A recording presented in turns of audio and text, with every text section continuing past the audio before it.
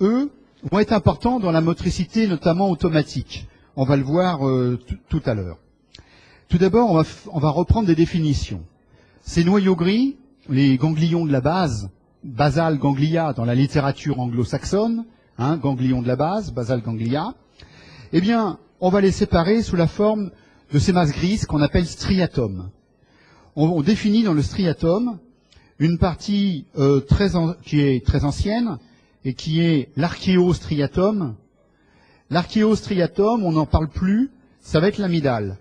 Donc l'amygdale, moi, je vous en reparlerai dans le système limbique. Donc je laisse tomber. Ensuite, on va voir le paléostriatome. Le paléostriatome, c'est le globus pallidum, globus pallidus, interne et externe. Donc, vous savez où c'est en vert ici. J'ai l'interne et l'externe. Et vous savez qu'il est d'origine diencéphalique. Enfin, vous avez le néostriatome. Ça, c'est la partie la plus récente, en marron. Et vous savez que c'est le noyau codé et le putamen, en marron ici, qui avaient la même origine embryologique et qui se sont séparés parce que la capsule interne, en fait, je suis en gros, alors attendez, la capsule interne s'est formée et a scindé, en fait, le néostriatome en deux parties, en dedans le noyau codé qui suit le ventricule, et en dehors le putamen qui suit personne, parce que le putamen est sur l'axe de rotation de l'hémisphère, et donc il a une forme banale, enfin c'est la base de la pyramide, noyau lenticulaire. Bon, voilà. Alors, je rappelle donc que le noyau lenticulaire, il est à cheval entre du néostriatome, le putamen, et du paléostriatome, le globus pallidus. C'est l'ensemble des deux, le néo et le paléo, qui forment ici le noyau lenticulaire. D'accord? Voilà pour les définitions. Bon. C'est les retardataires, ils passent pas inaperçus, les pauvres. Alors voilà, nous, dans le synoptique général, le premier cours a étudié la voie corticospinale, corticonucléaire.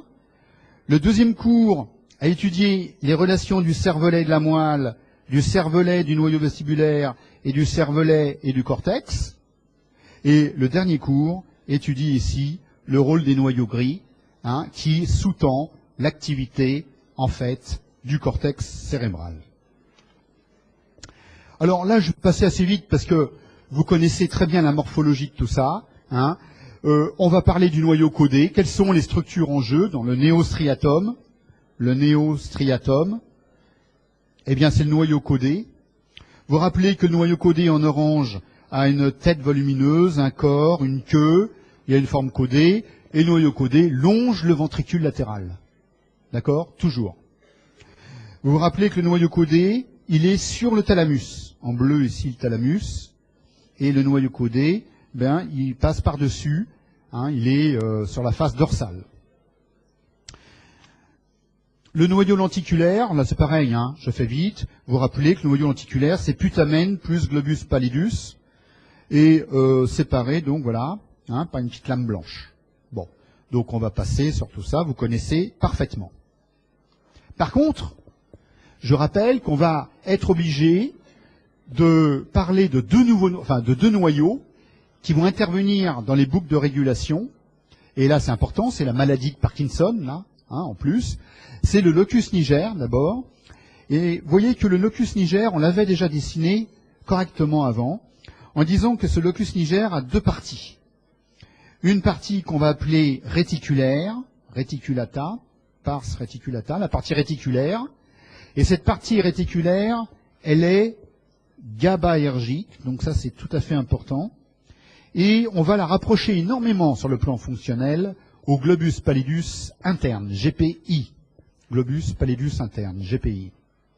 Par contre, l'autre partie du locus niger, qu'on appelle la partie compacte, pars compacta, la partie compacte, C comme compact, elle est très importante puisque les neurones qui la constituent sont des neurones dopaminergiques qui fonctionnent à la dopamine. Or, c'est la disparition de ces neurones dopaminergiques qui entraîne en réalité la maladie de Parkinson. Donc, une partie GABA la partie réticulaire, une partie dopaminergique, la partie compacte, et on va en avoir besoin, bien sûr, tout à l'heure. Un autre noyau qui, comme le locus niger, est un noyau mésencéphalique. Hein, le locus niger était mésencéphalique. Eh bien, un autre noyau un autre noyau qui n'est pas mésencéphalique, justement, c'est un noyau diencéphalique maintenant, le noyau sous-thalamique. Alors, c'est un noyau diencéphalique. Vous vous rappelez, on avait défini dans le troisième ventricule, dans le diencéphale, on avait défini thalamus, hypothalamus, sous-thalamus. Donc c'est bien dans le sous-thalamus qu'on va retrouver le noyau sous-thalamique. Regardez, la coupe anatomique nous montre le pont en coupe coronale, nous montre dans le mésencéphale, tout en bas, le locus niger, et flèche bleue, au-dessus, le noyau sous-thalamique.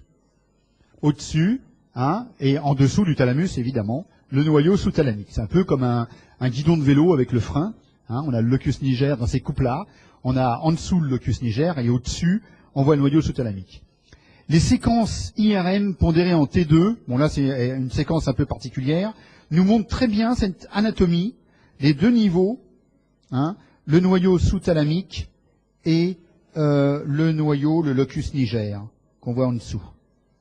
Voilà, le locus niger qu'on voit en dessous. Eh bien, c'est important puisque dans le traitement de la maladie de Parkinson, certains cas uniquement, évidemment, des cas très graves qui ne répondent pas au traitement ou ne répondent plus au traitement, on est amené actuellement à implanter des électrodes intracérébrales qui vont stimuler cette région, en fait pour l'inhiber, mais vous savez, ça dépend des modalités de stimulation, la fréquence, l'amplitude, etc. Soit ça excite, soit ça inhibe, ça dépend donc de ces modalités électriques. Eh bien, on implante à demeure des électrodes dans ces deux noyaux sous-thalamiques, une électrode comme ça et une électrode comme ça, qui traverse tout le cerveau. On implante un stimulateur sous la peau, et à ce moment-là, on a un effet extrêmement puissant de cette inhibition. Je vais vous en parler tout à l'heure. Le noyau sous-thalamique est un noyau excitateur glutamatergique, et ça aussi c'est excessivement important. Enfin, dernière chose, concernant le striatum, c'est-à-dire le noyau codé et le putamène. En fait, nous aujourd'hui, on va parler que de la partie supérieure, dorsale. Mais en fait, il y a une partie inférieure, ventrale, et cette partie ventrale, c'est le nucléus accumbens. Cette partie ventrale, on en aura besoin quand on va travailler sur le système limbique, plus tard. Donc aujourd'hui, je ne regarde que le striatum dorsal, c'est-à-dire le noyau codé et le putamène, tout simplement. Voilà. Alors l'imagerie, bon, vous connaissez, donc je ne vais pas refaire. On a fait toutes les coupes, donc là on n'a pas trop le temps. Et on va regarder qu'est-ce qu'on a comme neurones dans ces noyaux gris. Parce que c'est important pour comprendre le fonctionnement. Il y a deux types de neurones dans le striatum. Ici, on est toujours dans le néostriatum, c'est-à-dire dans le noyau codé et dans le putamène. Il y a deux types de neurones. Les neurones qui vont se projeter plus loin sur un autre noyau, qu'on appelle les neurones de projection. Eh bien, ce qu'il faut retenir, c'est que toutes ces structures, elles sont GABAergiques. Elles sont inhibitrices, toutes GABAergiques. Il n'y aura que le noyau sous-thalamique qui est excitateur. Toutes les autres sont inhibitrices, GABA. En fait, c'est un petit peu plus compliqué, dans la mesure où, avec le GABA, vous avez une autre substance qui est colocalisée, un neuropeptide qui est colocalisé, et qui peut être l'encéphaline, la dynorphine, bon, peu importe. Vous avez donc un neuromédiateur qui est un neuropeptide qui est colocalisé. Et en fait, il y aura plusieurs voies parallèles, hein, qui sont un peu différentes, donc, biochimiquement. Voilà. Alors ça, ce sont les neurones de projection, tous inhibiteurs avec des variantes de neuropeptides colocalisés. Par contre, à l'intérieur du noyau codé, du putamène, il y a des interneurones. Or, ces interneurones, eux, ils sont cholinergiques pour la plupart. Et ça, c'est très intéressant, parce que dans la maladie de Parkinson, il y aura bien sûr toujours autant d'interneurones, il y a moins de dopamine, mais il y a toujours autant d'interneurones énergiques, donc il y a une hypercholinergie relative. C'est pour ça que pour certains patients, on peut être amené de prescrire des anticholinergiques qui vont bloquer ce déséquilibre. Il y a trop d'acétylcholine par rapport à la dopamine qui, elle, a chuté, s'est effondrée. Hein, une hypercholinergie relative, simplement. Parce qu'il y a des interneurones cholinergiques à l'intérieur de ces noyaux. Alors, bien sûr, il y a aussi des interneurones GABA, évidemment. Alors, ensuite, on a essayé de regarder, justement, les caractéristiques biochimiques de ces noyaux. Alors, par exemple, si on fait un marquage à l'acétylcholinestérase, hein, eh bien, on va voir que le marquage, la réactivité, n'est pas homogène. Et on va trouver des zones où c'est beaucoup moins marqué, où l'activité acétylcholinestérasique est plus faible. Donc il y a une hétérogénéité sur le plan de l'acétylcholine, hein, il y a une hétérogénéité dans le noyau codé et dans le putamène.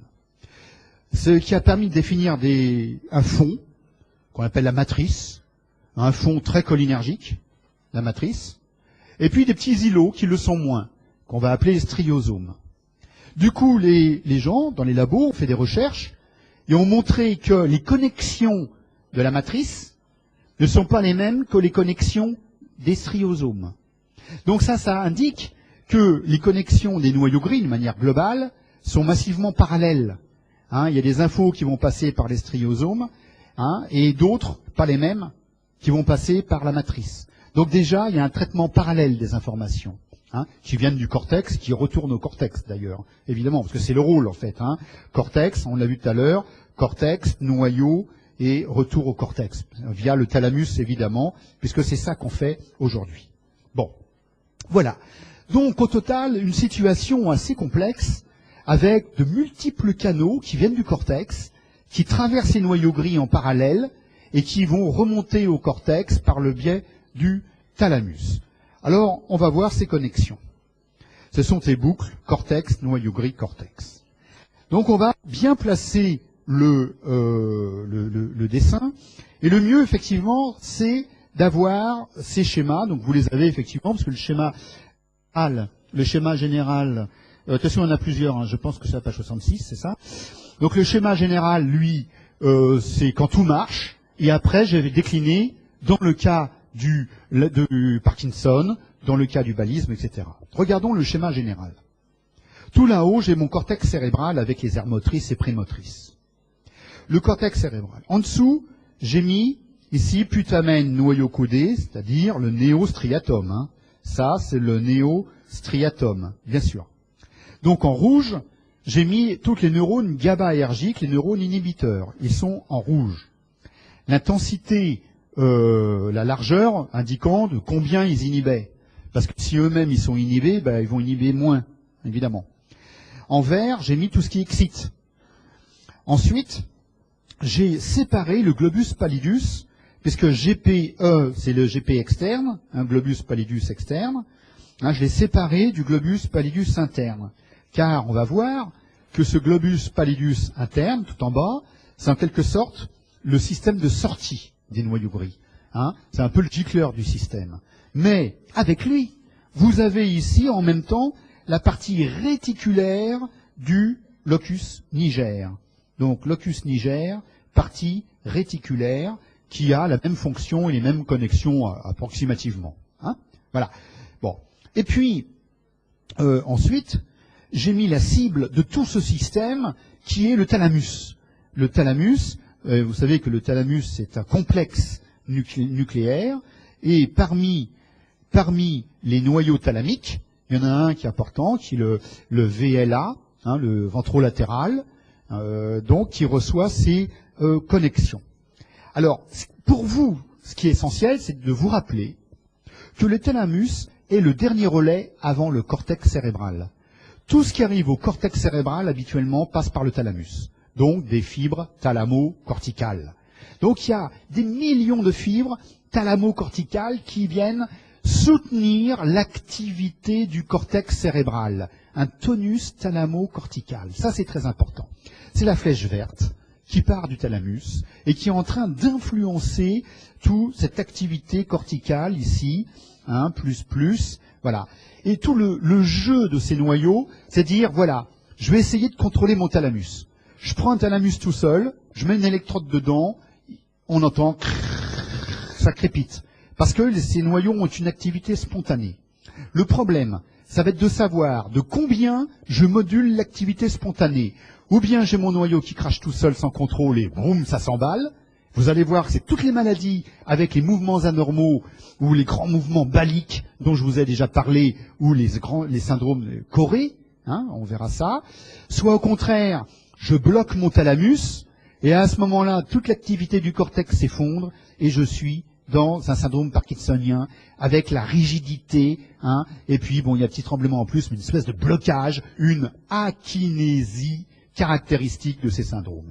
Et comme vous allez voir, on va s'apercevoir que ou bien on est dans un domaine qui produit du mouvement, les mouvements anormaux, et on a alors une hypotonie qui va avec, ou bien on est dans des syndromes où on a une raideur, enfin on a une akinésie, on n'a pas de mouvement, mais on a une hypertonie.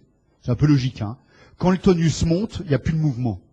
Quand le tonus baisse, il y a plein de mouvements. Enfin, c'est pas une relation de cause à effet du tout, mais c'est qu'on a les deux en même temps. Quand il y a du mouvement, pas de tonus. Quand il y a blocage du mouvement, il y a une hypertonie en même temps. Voilà.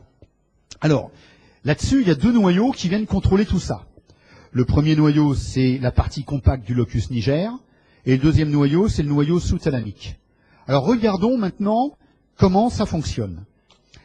Eh bien, c'est Delon dans les années, une vingtaine d'années à peu près, qui a montré qu'il y avait en fait deux grandes voies principales. Bon, c'est plus compliqué maintenant, mais là c'est l'essentiel. Deux grandes voies qui contrôlent votre motricité à ce niveau-là. La première voie, on va l'appeler la voie directe. La voie directe, qu'est-ce que c'est?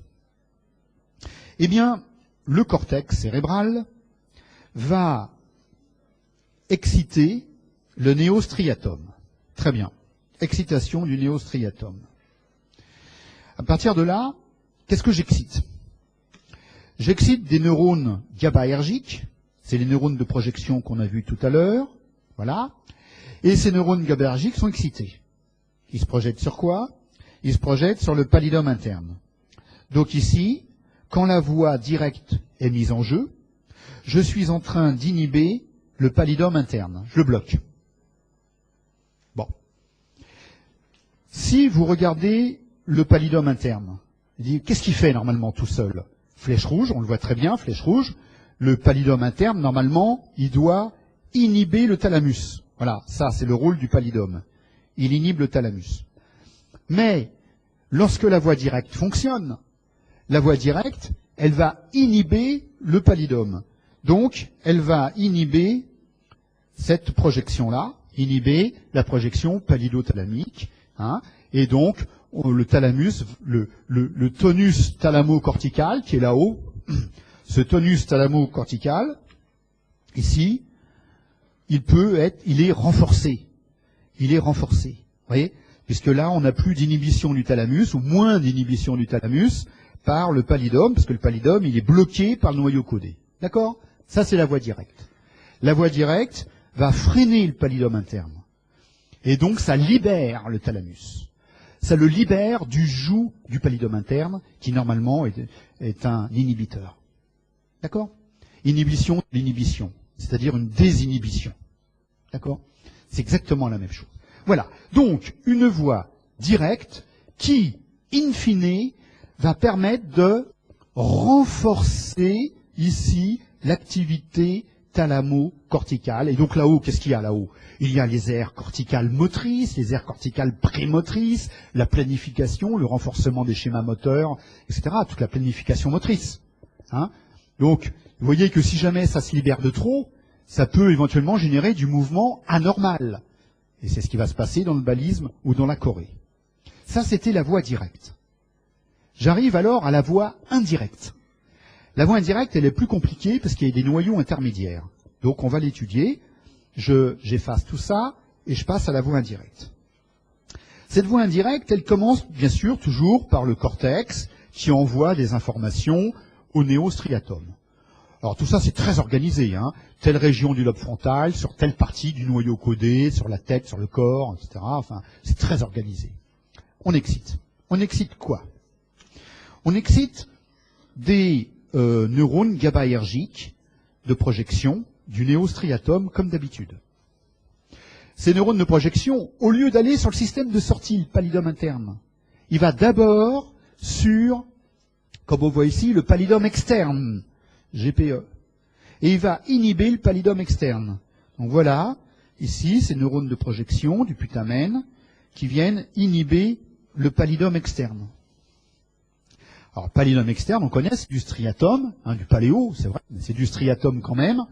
Or, vous savez que dans le striatum, il y a des neurones GABAergiques. Alors là, malheureusement, le pauvre neurone GABAergique, lui, il peut plus beaucoup faire son action parce qu'il est inhibé par celui d'avant. Donc ici, on a bloqué le pallidum externe et donc on baisse l'inhibition du noyau sous-thalamique. Normalement, il est inhibé. Mais là, on a baissé l'inhibition du noyau sous-thalamique. Alors quand je baisse une inhibition, j'arrête une inhibition, c'est une désinhibition évidemment. Hein. Alors mon noyau sous-thalamique, il est tranquille, il peut agir. Qu'est-ce qu'on a vu tout à l'heure sur le noyau sous-thalamique? On a vu que le noyau sous-thalamique, il était glutamaergique. Le noyau sous-thalamique, donc lui, il peut agir. Alors il y va, hein, il n'est pas inhibé, enfin moins inhibé, il y va, plus, voilà. Et donc il va exciter plus fortement le pallidum interne. Mais en excitant le pallidum interne, ce pallidum, lui, son rôle d'habitude, c'est du paléostriatum. Donc, il contient des neurones GABA, et les neurones GABA du pallidum, c'est de verrouiller le thalamus, inhiber le thalamus.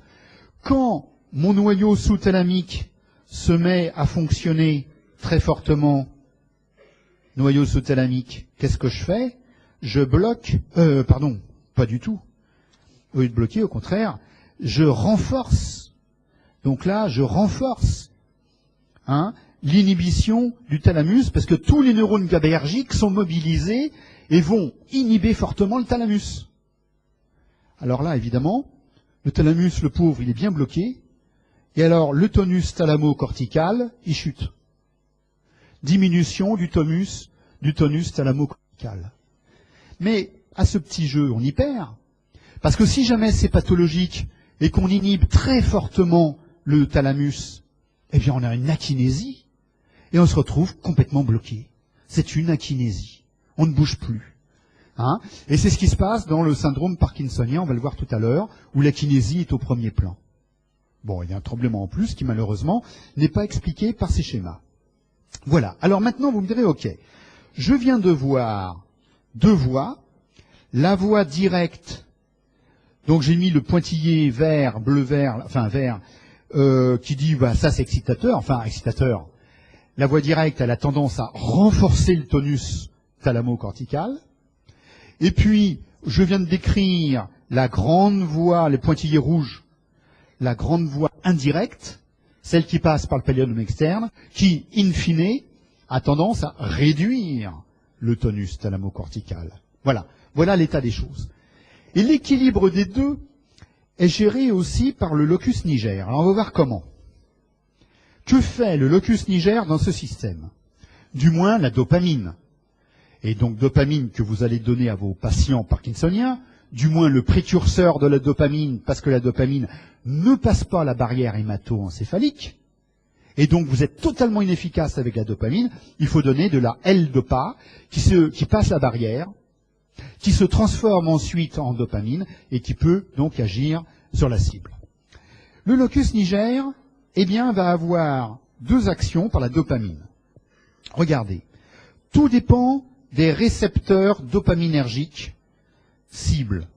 Alors vous savez qu'il y a des récepteurs D0, D1, D2, etc. Enfin, vous allez le voir en pharmaco, probablement. Donc, il y a plusieurs types de récepteurs dopaminergiques. Alors, voilà les deux cibles, en fonction des récepteurs. Premièrement, le système du locus niger excite la voie directe, à cause des récepteurs qu'il a pour cible, excite la voie directe, et, vous l'avez deviné, inhibe la voie indirecte. Inhibe la voie indirecte. Voilà. Alors, si vous réfléchissez, vous dites, ben en fait, ces deux actions vont exactement dans le même sens. Exciter la voie directe, qu'est-ce que ça veut dire? Exciter la voie directe, ça veut dire que je renforce la voie directe, c'est on augmente le tonus thalamo-cortical, on renforce le mouvement, hein, on renforce l'activité du cortex. Donc si j'excite la voie directe, je suis en quelque sorte excitateur, hein, je renforce encore plus l'activité thalamo-corticale. C'est le rôle de la voie directe. Voilà. Si vous regardez la voie indirecte, vous vous rappelez, la voie indirecte, qu'est-ce qu'elle fait? Elle fait le contraire, elle inhibe. Flèche rouge pointillée, c'est le bilan global. Elle inhibe le tonus thalamo-cortical. Hein, elle va dans le sens de la kinésie. Mais le locus niger, quand il marche, qu'est-ce qu'il fait? Lui, il inhibe cette voie indirecte. Il bloque une voie qui va dans le sens de la diminution. Donc bloquer la diminution, hein, c'est aller dans le sens d'une amélioration. Hein, donc d'une désinhibition en quelque sorte. Voilà. Donc que ce soit dans un sens sur la voie directe ou sur la voie indirecte, on va toujours dans le sens du renforcement de l'activité thalamo-corticale. On renforce l'action du thalamus.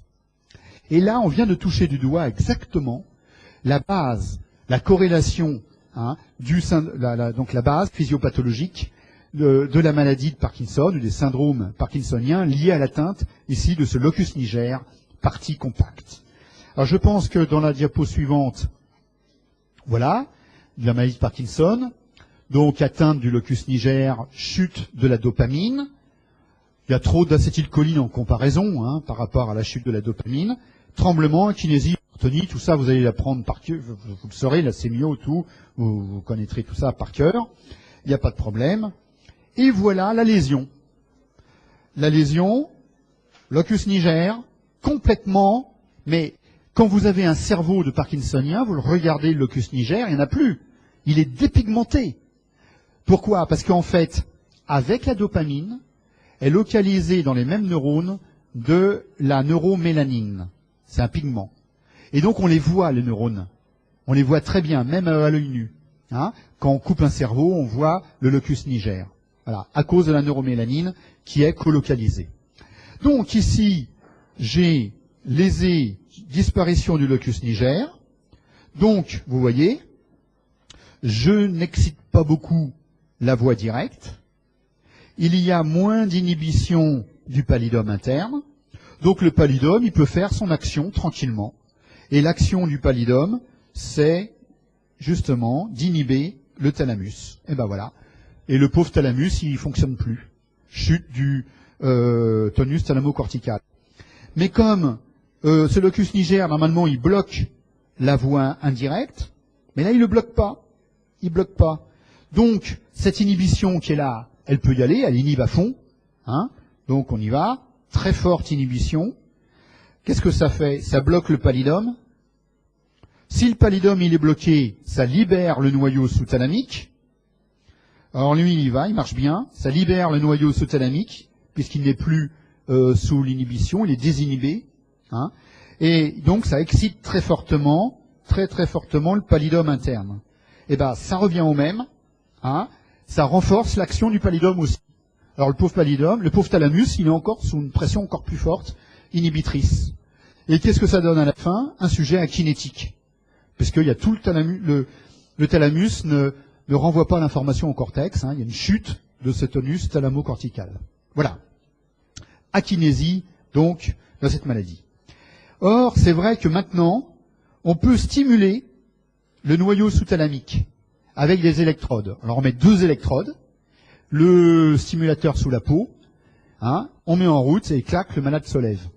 C'est extraordinaire. C'est vraiment incroyable. Hein. Quand on voit les vidéos, c'est assez phénoménal.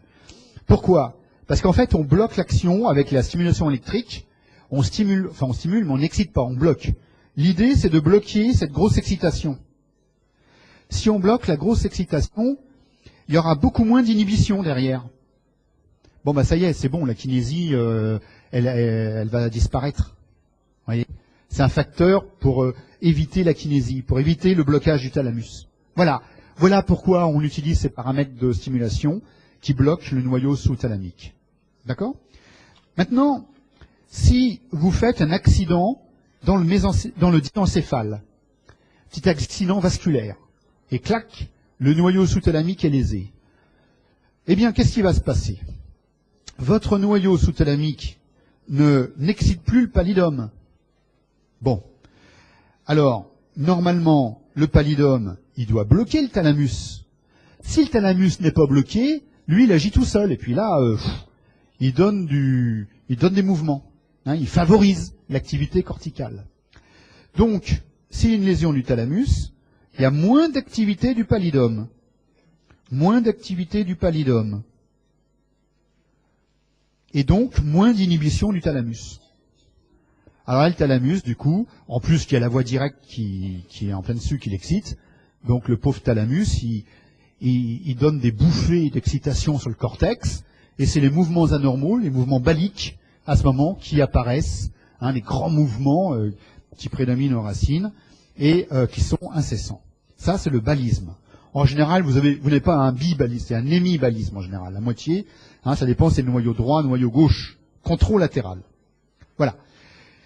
Alors, vous avez les chorées aussi. Vous savez, on parle beaucoup de la chorée de Huntington, qui est une maladie génétique. Hein, on le sait, c'est dramatique, une chorée. Hein, parce que, comme ça commence vers, bon, pas très vieux quand même, vers la cinquantaine, par là, on peut avoir les premiers symptômes. Eh bien, et qu'on sait qu'on a une chance sur deux, les enfants ont une chance sur deux d'avoir la même chose, parce que c'est dominant, vous voyez un peu les dilemmes que ça pose. Et en fait, ça entraîne, une démence, avec le pronostic vital qui est en jeu, c'est des gens qui vont dépérir complètement déments, et en plus des mouvements choréiques, des mouvements anormaux, qui sont liés à l'atteinte essentiellement du noyau codé, néostriatum. Voilà. Donc, là, comment ça se passe ici ? Atteinte de la voie indirecte. Alors, même topo, puisque j'ai une atteinte ici de la voie indirecte, le pallidum externe, lui, peut agir. Son action, c'est inhiber le noyau sous-thalamique. Grosse flèche rouge qui descend, je bloque le noyau sous-thalamique. En quelque sorte, je fais exactement ce qu'on fait nous avec des électrodes intracérébrales dans la maladie de Parkinson. On bloque le noyau sous-thalamique. Donc, ce noyau sous-thalamique, ici, ne va plus agir, laissant le pallidum interne faiblement excité, je dirais même inhibé par l'autre voie, la voie directe. Donc, il y a une chute d'activité du pallidum interne. Chute d'activité du pallidum interne. Alors, ça va laisser le thalamus complètement désinhibé, et le thalamus va pouvoir donner ces volées d'excitation thalamo-corticale, hein, et ces mouvements anormaux qui sont générés, qui sont les mouvements choréiques.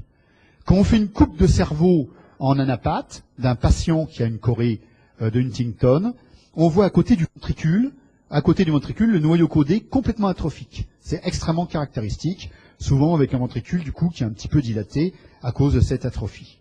Voilà. Voilà les exemples, ces corrélations anatomo-cliniques extrêmement importantes et qui vous font comprendre une partie au moins des symptômes de ces différentes maladies. Eh bien, on va arrêter là pour aujourd'hui. Voilà. Si. Et faudra reprendre vos esprits pour quand mercredi, parce que là aussi c'est assez lourd, hein, on aura tous les systèmes sensoriels, sensibilité, vision, audition, c'est assez dense aussi. Merci pour votre attention.